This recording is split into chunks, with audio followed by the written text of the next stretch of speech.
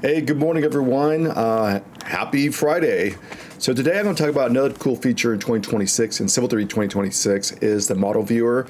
So a lot of us would actually go to Object Viewer and look at something in 3D, but it's not staying active at all times. You have to, select an object and look at it, but then close it to get back into model view. But now in 2026, I can come in and I want to have an active viewer always open to look at things in a 3D perspective. So if I go and highlight everything here and right click, and there's an option here that says add to model viewer. It will add those into the model viewer. So I'm going to go to zoom model viewer. And then you get this pop up. Now, for this large file, it was a 150 acre development here. It took me probably 30 seconds to finally loaded.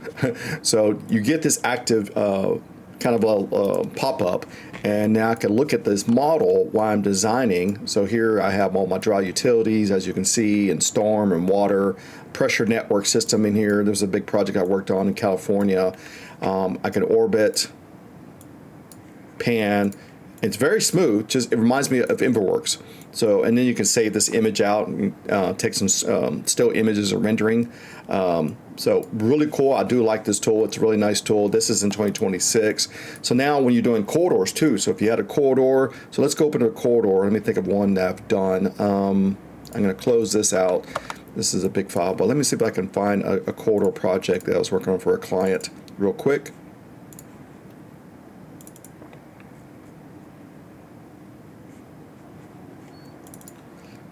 And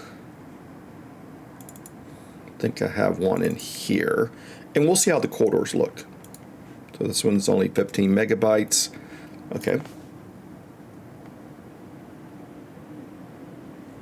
And I think I have it just frozen. Design.